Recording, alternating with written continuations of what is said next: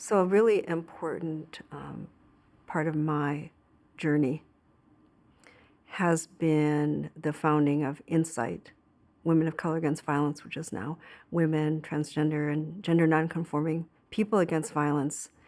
And I think our coming together in 2000, which now is a couple decades ago, was a really important moment for me personally, an important moment for the anti-violence movement, and a really important, I think, starting point for much of the work that we see right now. That's called transformative justice or community accountability. How I started out doing community accountability and transformative justice was just I didn't know what it was called. We were just figuring out what to do because the police couldn't help us. They weren't safe to go to. They were causing more harm.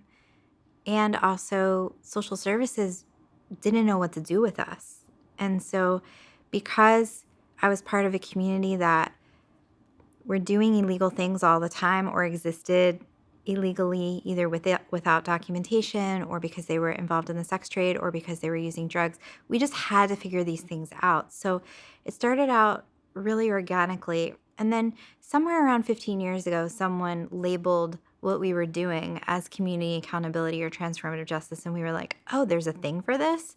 And then once we knew we were doing a thing, we started tracking what we were doing because we got excited that it was a thing. I mean, we had always kind of paid attention to what worked, of course, and replicated it. But once we realized we fit into something, we started figuring it out. At that moment, of course, we were really excited and we were really ambitious about what we could do in terms of change. And many of us have just stayed in there during the long term, a time when many people rejected our work, a time when many people in the anti-violence movement rejected this work. And yet we truly believe that it was not only necessary but possible. One thing to remember about transformative justice that's really important is that communities have been solving problems without the state for generations. And what we were doing was specific to us. So there were things like, for example, bad date sheets. And bad date sheets were things that people in the sex trade and sex workers would use to track harmful Johns, write down who they were, make sure that everyone who was working that week literally got a flyer that described dangerous people. We were supporting people who were living in squats, who couldn't get into shelters, who couldn't get housing, but were living really successfully outside the system. The young people at Young Women's Empowerment Project started their own food bank, which just meant whenever they went, they would get a little bit extra and then bring it to the office and then people could take. And that was because food banks required ID in so many neighborhoods. And those were all ways that we were responding to institutional and systemic violence without deepening our dependence on the state, that were not specifically about a community accountability process. And then later, we tried to do community accountability work with people who had experienced sexual harm and were also having lots of success. So it was about showing up and saying, I see you, I'm watching you, I know that this is happening, you can't do this. Like building deeper relationships was actually the most TJ thing we could do. Building relationships with people who caused harm to so many young women and trans people that we knew was actually the most transformative thing we could do because then we could hold them accountable inside those relationships. Another example I think about is when we started making relationships with drug dealers so that they would distribute Narcan so that they were a part of reducing overdose in their community.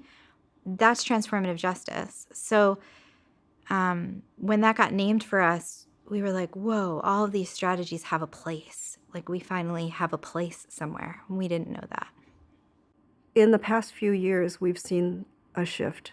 We've seen a shift in the anti-violence movement that is finally, in many, many different forums, looking at itself and saying, we made an error, we made a mistake. We have to turn around from the kind of pro-criminalization stance that we've taken. The terms carceral feminism, although I think that's still unfamiliar with many, has started to strike a chord.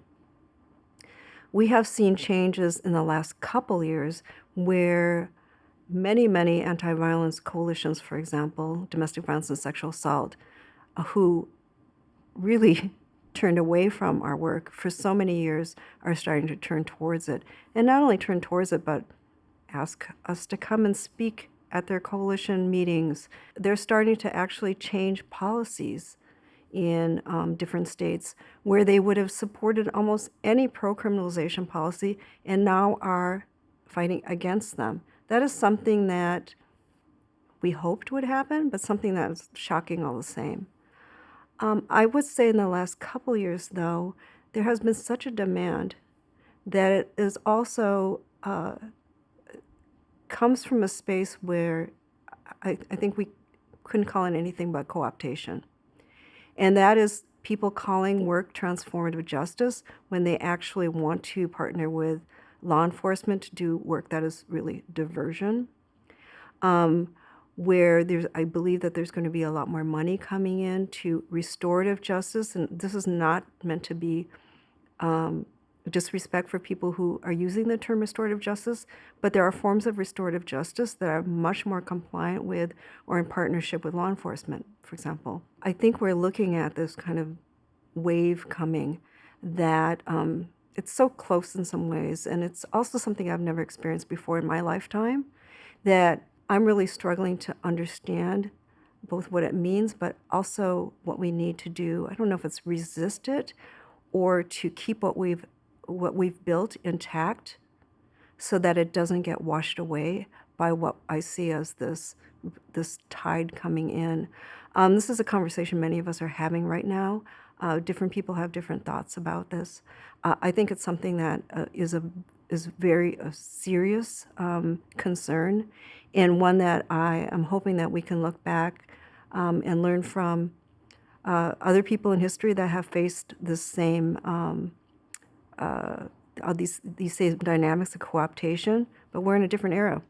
I started being contacted so often when harm happened, particularly sexual violence, that and when things were going wrong, like when people were trying to use community accountability, it wasn't working. So now my project is just practice, and the idea is to build our collective capacity so that we know how to do this together. The idea is that the more we can practice, the more we'll have justice. And so if we can just simplify what we're doing and just practice this, then we can get somewhere together. We need to learn from the past, but we also need to think about the present moment and be, I think, very wise and strategic about what we do next. And we also need to be collective in our efforts.